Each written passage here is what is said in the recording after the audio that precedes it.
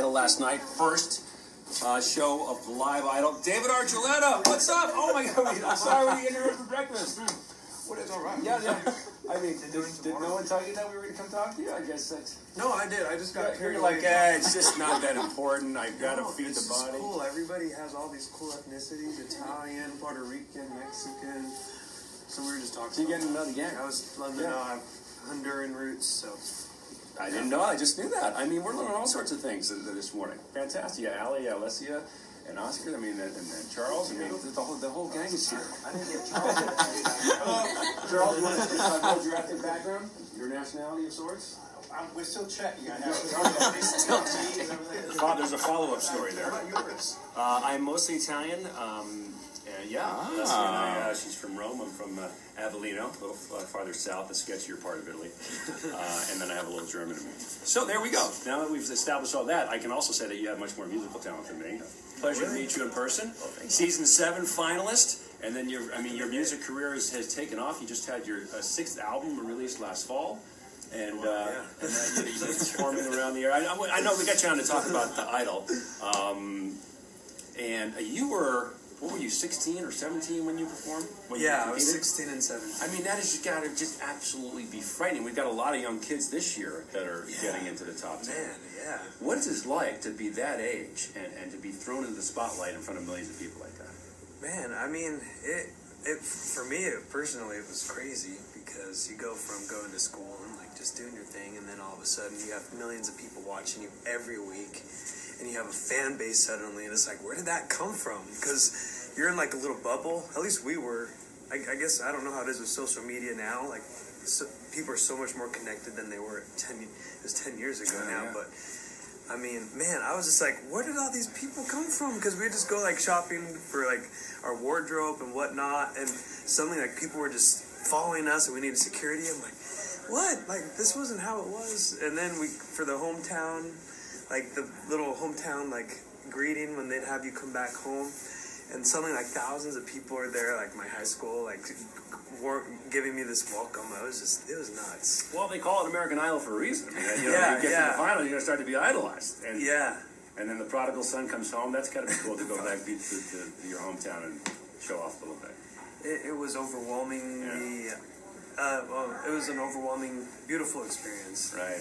And they're still supported to this day. So, the people who'll be there, it'll be neat because, their hometowns will be proud of them, and they'll be able to go back and feel that support and perform for their folks. So I'm in the business of live television. We do some tape stuff, and there's a difference between live and tape. You're kind of more on your game, but to do that not only in front of millions of people on a live television audience, but you've got 1,000 or a couple thousand people that you're performing in front of live there. What's the difference? Tonight we go live on Idol. What's the difference between your tape performances versus live, or is there not, because you're doing it in front of the judges? Man, I mean, live, I think it goes by so much more quickly because you feel the energy, you feel everybody, because, you can just feel the energy, and you don't even think most of the time. It's like, for me, it was just kind of like, what just happened?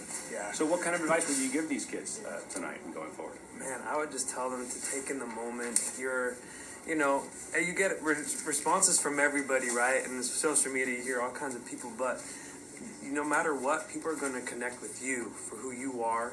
So keep daring to be you. Keep daring to share with people what you love about music. Why you decided to audition in the first place. Stick to that. Stay true to that part of you, and you'll be okay. You'll see the fans who will naturally connect with you, and they'll be the ones who will be with you with the years to come.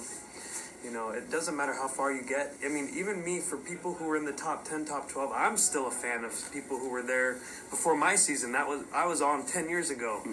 So you will continue to have that connection for the rest of your life. So enjoy this moment that you have, this opportunity. That's such great advice, and one of your charms is your ability to connect with your fans, with the audience, and we just saw it right there. So thank you. It's a huge lesson. Be authentic, be real. The lens doesn't lie.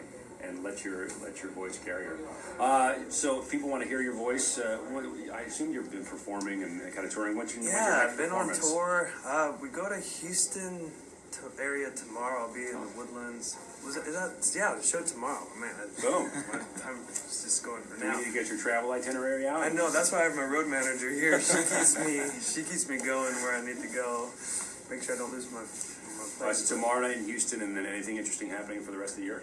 Well, yeah, I'm actually working on another Christmas album, so I'll be doing a Christmas tour later this year. So keep your eyes peeled out, because I'll be going around doing Christmas shows when I finish with this tour. And I had a pop album come out last October, Postcards in the Sky is what it's called.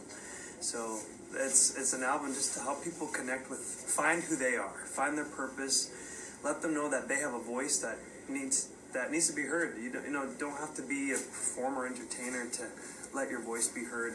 What you have to say matters, and so that was my goal, is to help people find their purpose and what they have to say with that. Motivation Monday with David Archuleta. There you go, Motivation Monday. It's good to see you. Hey, thank you. We'll see you on the get back to your breakfast and chatting with the much more interesting people than myself. Great.